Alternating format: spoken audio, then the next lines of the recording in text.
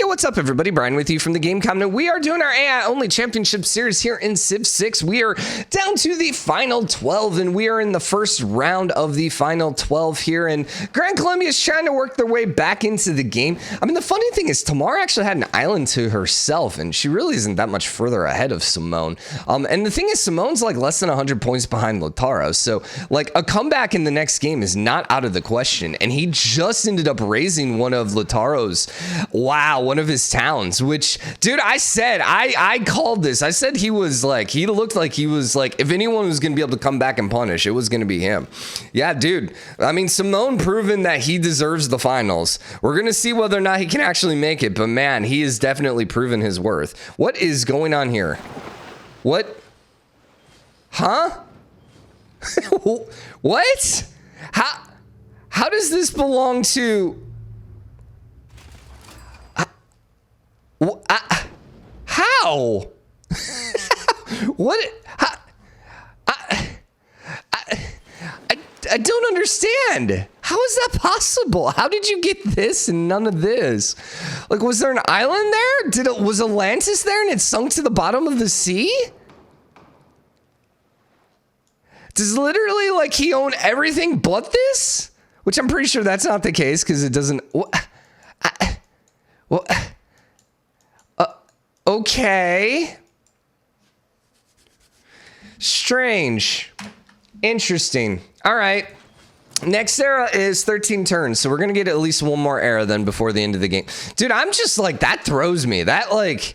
absolutely confusing because I have no idea what happened there. I do love the idea of Georgia getting a second town up here. It's going to make it a little more sturdy from loyalty pressure and stuff like that. She's working on the Torre del Belém, something like that. It's Portuguese, right? So she's also working on the Colossus. So she's trying to earn her way back in the game via wonders, which not opposed to. Bunch of wonders popping out with Rome, though, which once again, not surprising because Rome hasn't really had a lot to do. Wonder here for... the Gran Colombia, but I don't know Gran Colombia needs it now. He's getting a little on the aggressive side. I wonder if he's going to come back and punish. I would love to see him come back and punish Lady Six Guy. Although Lady Six Guy, I have to say, like, I don't know, her AI is amazing, but she seems to be maybe on the level of like Lautaro and Cree, where, you know, just tends to be pretty efficient every single game. So we got quite a few wonders over here with the Cree. I think Cree is going to be totally safe right now. Yeah, Trajan's over halfway to probably the safety zone. I'm going to laugh when someone actually gets 1600 and gets eliminated. But right now it seems like everyone that gets out of 1500, like everyone that got eliminated had 15 something or less. So 1600 at this point seems safe. So, yeah, I mean, it's kind of like the NFL. Like you're playing a certain team, you're like, we need to score at least 30 points because they just are never going to score over 30 points. Browns. But yeah, anyways. So yeah, it's kind of like that, really. Which it is possible that, you know, the team like the Browns could score 50, but, you know, not necessarily likely. So it's kind of like the odds are in your favor. You get to 1600, the odds are you're going to probably be safe. Now about that whole going and punishing Maya, in fact, you got to kind of defend yourself here a little bit. Vampires run around only at 55 combat strength, so not that scary. She does have a night core, so shouldn't she be at 60 then? Oh yeah, that's right. The vampires don't take core damage, which is a little disappointing. Yeah, I think they should get to whatever the core is, but that's okay. That's okay. She is rolling around multiple nights. However, field cannons are a really good option at this point. And honestly, you still have walls, and there's really nothing that's going to bring down the walls. Like, a Nancy's not going to do it. The Trebuchet's up there, but I'm just assuming these are not quite Renaissance walls yet. Actually, they're going to be medieval walls. But, yeah. So, ancient walls she could potentially bring down. Medieval walls, probably not. Dude, she has Arthur and a Nancy. Wow. And then 2 vampires as well. That's some nice stuff here. That is really some good damage. All right, so Consia ended up flipping again. It looks like Maya got a Dark Age, but yeah. Gran Colombia got a Golden Age. And then Poundmaker and Tamar. The islands got... oh, interesting. So the islands went from the only ones with a Golden Age to the 2 that got Dark Ages. That being said, it won't be a big deal because they should flip right back. Okay, maybe not. Maybe not. Tamar's should flip back, though. Yeah, Tamar's will flip back. Oh, that one's going to go to Rome? I don't know about that one. Really? Oh, that'd be interesting. With Caspia right there? I mean, I suppose that Iridium is way bigger plus than... being in the golden age. Huh, interesting. All right, so Gran Colombia is gonna finally get all his territory back here. Did she do anything with Canencia? No, she didn't. Nah, she didn't really improve it that much. It's only pop 4 too, which isn't that great, and only has what, like 2 districts? Yeah, an aqueduct, and yes, well 3 technically if you add in the town center, which does count as a district. So yeah, not that great though. Not that great of a city.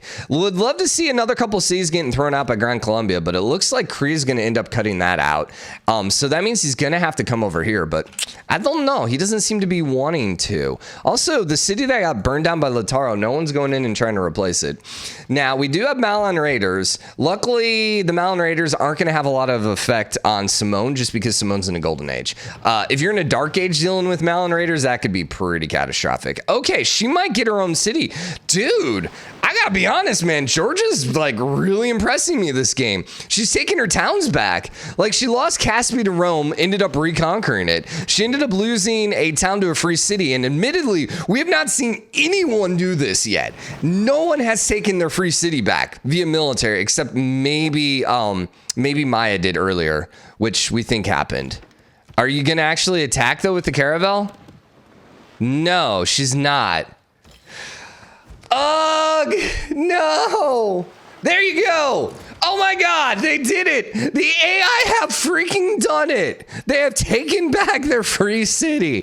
What? Maybe twice. Maybe actually twice. Speaking of which, is she going to be able to grab it before it flips? I don't know. This would be a great time to go on the offensive here and push those dudes back before they can actually take her town back. But oh my God, wow. I never thought we would see this day, man. Did they patch the game? I mean, they did there was an update, but it just said Merry Christmas. I'm pretty sure they didn't actually patch the game. It'd be funny if they did a balance patch and actually improved the AI. Be like, what? Oh my God. But, you know, no. There were some arguments whether or not this was like the last patch, or the last patch was actually the last patch, or, you know, whether it was the last patch for the expansion. I'm pretty sure it got actually confirmed as the last patch for the game. So, yeah. Yeah, I wouldn't mind it though if, you know, some of the developers just in their own free time decided to fix. I know. No, actually, you know what? Don't do that. Get paid, man. Don't work for free. I hate that. Unless they're gonna give you a bonus for doing that. Yeah, don't work for free. Get paid to work, man. Yeah, we need to change the work culture here. Like, I do appreciate when people do things in their own time and make really cool stuff, but like, I feel like, because that was what Hearthstone Battlegrounds, I think, was developed by people in their free time. Hopefully they got like adequately compensated for that, because, you know, if Blizzard's just sitting there making a bunch of money off of it and they literally got like necessarily nothing but like, hey, here's a pat on the back and, you know, your normal paycheck, that's kind of like just crappy. You know, I almost feel like they should get a percentage of like any private work. Now, obviously, if you're doing a patch for a game in your private time, I don't know how you get a percentage at that point. So, you know, whatever. And actually, you know, I'd rather them just spend time off, get a nice refreshed mind, come in and just ball out Civ 7 and make the best freaking Civilization 7 possible. Although I am all for with a change of pace. You know, I would not mind seeing something a little different. Like, yeah, sure, give us Civ 7 eventually, but, you know, maybe give us another Civ, you know, 2042. Actually, what was theirs? It wasn't 2042. I'm thinking of Battlefield, but Civ, what was it? Civilization, Beyond Earth. Yeah, I mean, I really love the concept of Beyond Earth. And I know like a lot of people are like really interested in it. It's just, it wasn't a good game. There's a lot of things I think they could do and learn from it to actually make it a really, really good game. And I think it would just could be like really like just amazing.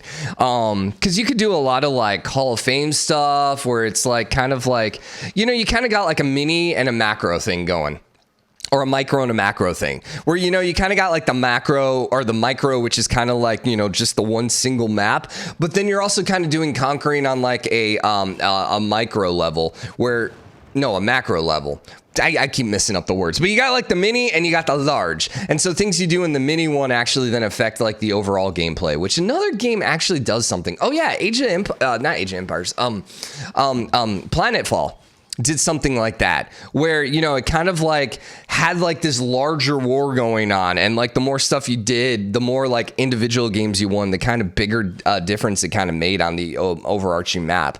That would be actually really, really cool, especially if they programmed to have the AI play games in the background. So you just had all these different planets, and sure, you like played one game, but then there's like 20 other planets that are happening that your civ isn't a part of, and so like the civs are actually fighting over those too, you know. And so all of a sudden it's like this like slow, like it's like a campaign almost of sorts. That to me would be really, really fun and cool. I would love to see something like that in a Beyond Earth type game, because you can't really necessarily do it. What I would love to see in Civ 7 would be much more individual, like city strategic stuff. You know, being able to actually like build individual districts. Maybe not just have, like, I feel like that's the biggest thing. Like infrastructure buildings, you know, there's probably too many to actually build in every city, but ultimately, like in your capital, if you have good production, you're going to get all the infrastructure buildings. I almost would rather see like more theming stuff, maybe even a little bit like old world, where you kind of want to like theme certain cities. Like this is going to be a military city, where this is going to be an economic city, kind of like be forced a little bit more along those lines, and like have a tech tree that's just not a straight tech tree, but like break it up into different areas. So you have the economic tree, the military tree, and so you have like 5 different tech trees going on. And so you can go like into a straight up economic and go win an economic victory. You know, you could go straight down the diplomacy tree and get a bunch of diplomacy and go for a diplomacy victory.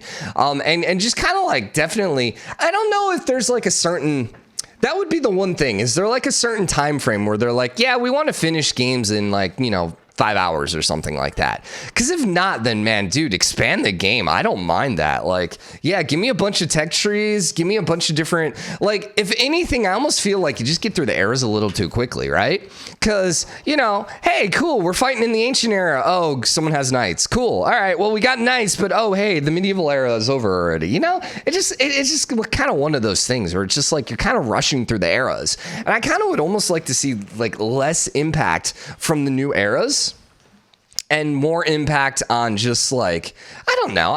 I would love to see more medieval era kind of thing. And, you know, by having a bunch of different tech trees, I think that could actually have a lot of effect, because, you know, then you got a lot of tech to go through. So you're not just necessarily going to be like, oh, hey, guess what? We're doing our warrior straight into swordsman, straight into, you know, line infantry. It's not line infantry. What's the one before? Men at arms. And, you know, we just kind of like queue them up. So like one city you're attacking with warriors, and the next enemy city you're attacking with swordsmen. The next one is with, you know, men at arms. And it's all kind of like in the same like 50 turns like that, you know. Yeah, like it's supposed to be one war. So one war theoretically, I don't know. I think you get what I'm saying.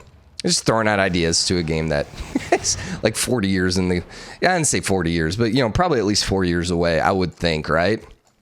Actually, that's a good question. So, Civ 5. Civ 5 came out in 2010.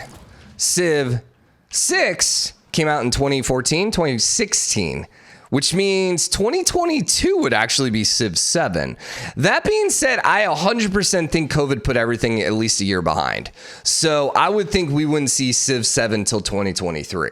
That is, once again, if they're doing Civ 7 and not some alternate Civ game, which I don't know. The thing is, Civ 6 is such a good game and such kind of an all-encompassing game. Do you really want to come out with like Civ 7 and just kind of like replace it? Like, I think Civ 6 has still a lot of legs to it for quite some time. So like, I don't think they necessarily need to come out with Civ 7. If you come out with Civ 7, it's basically because you need to put up competition against Humankind and Old World, both which have really cool systems that Civ doesn't have. And admittedly are probably going to be better than Civ as time goes on here, as they start adding expansions and stuff like that. So we'll see. We'll see. Gory got settled way over there. By the way, this has been a long episode. We probably ended the last one a little early, but yeah, I enjoy the Gory over here, but that really wasn't the best location. If you can hold on to it for another 10 turns, yes, but unfortunately, I don't think that's going to happen. She threw a governor here, but it's still losing 14. Yeah, it's still going to flip, man. Ugh, so close. Not like it really is offering that many points, so sure. What's the score looking like right now? So Rome's running away with it. Rome needs like 400 points and they're going to be safe. Simón is like only going to need less than 1,000, 950 or so. And he's not that far off Lautaro. The bigger thing is the fact that Tamar and Lady 6 guy kind of pulled away. Now, normally we kind of have what's been happening is we had like two really like our civs have kind of been like the score's been like two. Where like we have two really close, then two in the middle, and then two at the bottom. This case we have one up top, three in the middle, two at the bottom. So it's a little different. Poundmaker just didn't quite get as much score as Trajan. So I think pretty much everyone's going to be kind of on call next game except for Rome. Rome's going to be the one that's going to be fairly safe, I think. Like Poundmaker's only going to need 700 points, 700 points, which doesn't seem like a lot until you see what happened to Lautaro and Simón. So there's definite potential for him to lose. The odds of Rome losing, like the only way Rome ends up not making it now into the final 8 is if they end up like getting absolutely wiped out. That's going to be about the only way that they can't get at least 400 points. So they should be fairly safe at this point. Okay, so we got a Hue there. Not the best Hue. A little disappointing. Do we have a Petra? Panama Canal is, I mean, fine. I'd rather seen one like maybe here, like actually connecting them, but sure. I don't know if we ever saw Petra. And Concia is going to flip just 5 turns too late. Oh, Simón, just barely. Did he just get a Dark Age? Oh, he just got a Dark Age. As did Poundmaker. Interesting. I actually wonder if that even is flipping to Gran Colombia. It says it is, but I don't know if that's actually going to stay. Yeah, I kind of feel like that might not actually end up flipping to him. So, and we don't see a Petra. There might have been one. I might have just missed it, but I don't necessarily see one. So I don't have to wish ill on anyone then. Oh, well. Oh, well. Oh, well. Rome did kind of screw up 2 of the better wonders, though, but it's fine. It's fine. I mean, they also could have done a Panama Canal here, which would have then maybe connected through, because, like, well, if they wouldn't have built the Kilwa there, they could have canaled there and then Panama canaled this way, and then you could have cut through. Like, that's the stuff I want to see with my canals, man. Or, you know, I don't think there's any way to actually canal through here. 1, 2, 3, 4, 5. Yeah, it's just way too far, but oh well. Pyramids down here. No Petra, though. No Petra. Dude, I don't know why the AI doesn't build the Petra. I mean, Petra's one of those... Yeah, see, there you go. It's flipping to Maya. Petra's one of those wonders that the player can almost always build themselves. That one, Temple of Artemis, you know, there's just a few that the AI just rarely builds, and if they do, it's always later. And I'm not entirely sure why. Yeah, I don't know why. I mean, admittedly, they may not have the desert terrain, but like we see they have the desert terrain, but they still just don't prioritize it. So, all right. We are going to go ahead and put a quick pause here, and we're going to go ahead and launch the second group, or the second round in, and see when we get a map that actually works. So we'll be back in a minute. All right, let's see how round 2 is going to shake out. All right, so we ended up then with Maya on the west coast here. We have Rome in the middle, Tamar on the east coast. Then we do have Cree south. I don't think anyone is down here. Nope, I take that back. Gran Colombia's over there, and then Lautaro's over here. Okay, yeah, no, this one seems fairly balanced, actually, in the scheme of things. I mean, we do have, like, 4 civs pretty close to each other, but, I mean, there's a little room up here, I guess. I mean, I suppose Gran Colombia has a decent amount of room as well, but yeah, I mean, the thing is, this can get cut down pretty easily by because Cree can come down here and just start grabbing some of this, and then it depends on if Rome starts moving south as well. So yeah, ultimately I think this is gonna be okay. Tamar might be a little trapped here eventually, but maybe not. I mean, keep in mind she did have an island to herself last game. Same thing with Cree, might be a little trapped, but he also had an island to themselves. So we did end up putting them in order this time based on the position last game. So, you know, we'll see whether or not that worked. I think Lady 6 guy ended up having a higher score than Tamar. Honestly, I didn't check it, and it really wasn't that big of a deal to me. I was like, whatever. We'll just see. We'll just play it that way, and we'll go.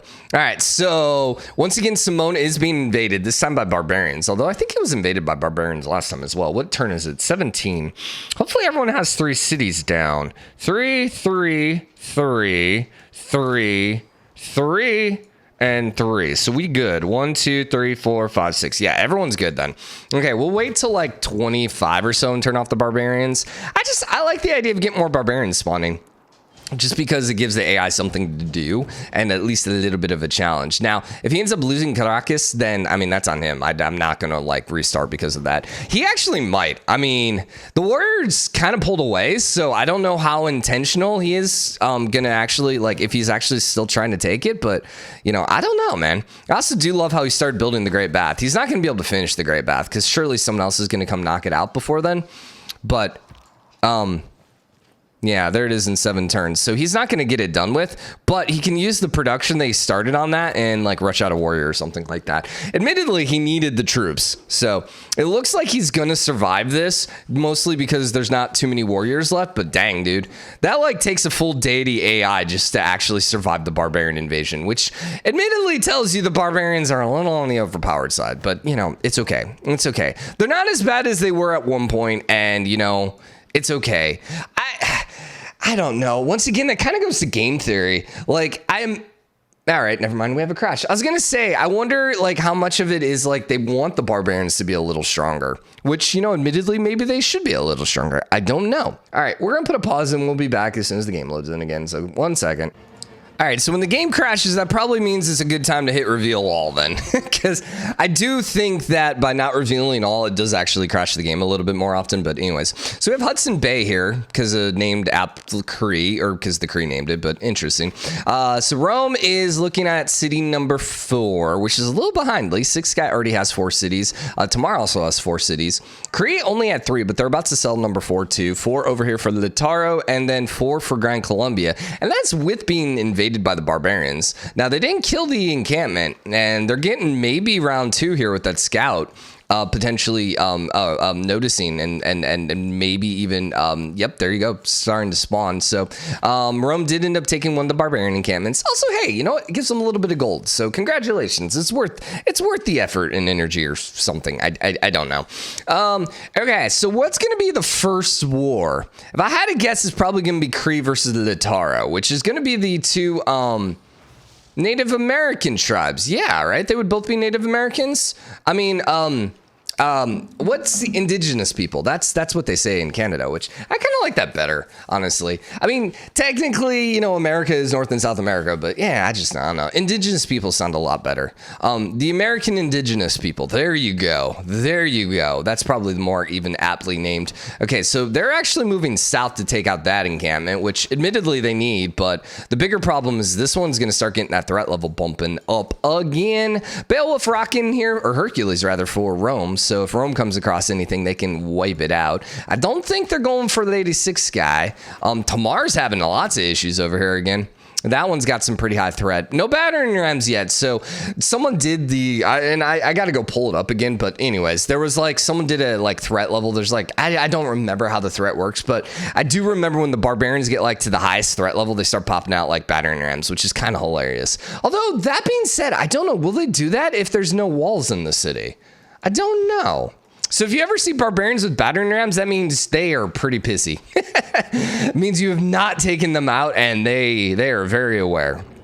I kind of wish this is where like a system, more of a like a financial dependent system would be really, really cool, where the barbarians could go and like steal your money. You know, they go and like raise your farm, and all of a sudden it takes your cash, and then they take it back, and then they build more units or something like that. That's where, you know, instead of having this money that's just like off map, having it like integrated into the game could be really, really cool. You know, if they spent a little more time with that, something like that in Civ 7. Then, you know, it's not so much you have to defend your cities, but like, hey, you're defending against mercenary armies. And imagine that. Like, imagine being able to hire mercenaries to go steal like money from your opponent. Like, that would be kind of hilarious, especially if you don't even get to, and you could build some of your own units to do it as well. But, you know, hey, I'm going to go do some Ocean's 11 against my neighbor and steal their cash, which I suppose is already a thing in the game. But, you know, it's the spies, which are just kind of like, it's not necessarily the best system in the game. I feel like it could be a lot cooler if like you actually had units moving around on the map, like actually physically moving, and you could like have to like somehow like break into, like you could actually craft a pathway into your opponent's cities, and you have to like craft it around patrols and stuff like that. Would be really, really interesting, especially if once again, you know, military was not necessarily just the units you build, but once again could be based on a military tree, so it could be, I don't know, it could look differently. Anyways, here we go with an army actually launching in again on, oh, well, sorry, Lautaro's actually invading this time Cree. Looks like they're actually going to be able to take it, and they didn't raise it, which is a little surprising. Kind of surprising by that. I do hope that they end up doing what Humankind did and allow you to actually put units together again. Like, obviously death stacks were a problem, and Civ was the reason we don't have death stacks, which I do agree, but I do think having like 5 or 6 units together is just a little more accurate. I do also really would love to see something a little more like the combat in Humankind. Just so it's not like, because ultimately, how does combat work in Civ? If you have a range unit, shoot. I mean, this is how combat should work, by the way. If you have range units, shoot. If you have melee units, defend. Like, put yourself in the best defensive spot and just straight up defend. And like, that isn't really how combat works, you know, in real life. So I'd love to see a little bit more of a, you know, system that benefits attackers, I suppose. Okay, so this is interesting. Lautaro is full loyalty here now, which is absolutely mind-blowing, and Cree are about to get destroyed here by Tamar on the other side. Both are actually going for Athakop, which is a little surprising because, you know, whatever, but still. And Rome is seeing what's going on over here, and Rome is noticing. We're just going to put that one out there. Rome is noticing. Not saying Rome's getting, no, actually Rome ended up blowing up a Cree city, or sorry, a Lady Six guy city. Okay, never mind. Rome is Roman. Rome is Roman. Yeah, no, you wouldn't have seen Lady Six guy, because Lady Six guy then is also an indigenous people as well. Interesting. Didn't even realize that we have the indigenous group over here. And then we have Simón, which is also in the Americas. Wow. Yeah. 4 of our 6 civs are actually featured in the Americas. What about group 2? Do we have any other America civs? No. Huh. Normally we're heavy in Europe, so I'm actually kind of impressed. We don't have that many European civs left. We have Trajan. Tamar is more Asia, right? Georgia's technically in Asia. Then Hammurabi is like Middle Eastern Africa. Genghis Khan is Asia. So we have Byzantium, England, and Trajan then as the only European civs left in the game. That's crazy. That's crazy for a game that has so many European civs. Yeah, kind of crazy. All right, so they ended up jointly taking down another Cree city. So Cree is in a very bad spot. Remember, they were one of the better civs. They were in second place last game. But we said that they were going to have some trouble, and yeah, they are definitely having some trouble. Simón still's got a lot of work though to get out of the bottom. Remember, he was behind Lautaro, so Lautaro's looking really, really good. The bigger problem here for Cree is like he doesn't have a lot of areas to settle. He's going to have to come down here quickly, but he's still under massive amounts of siege. So we also got to wrap this episode up here. But yeah, it's like things are finally good, and it's like Brian's so distracted talking about random things that don't matter. Let's see what the second era turns into, and then we'll go from there. Unless the game froze here. Nope, the game froze here. All right, perfect time to end this episode. So hope you guys enjoyed it. If you did, drop a like, comment, let me know what you think. As always, hit the subscribe button, join the game, comment, share your support. We'll be back here with the final group or the final round here, see how everything shakes out. Till then, bye everybody.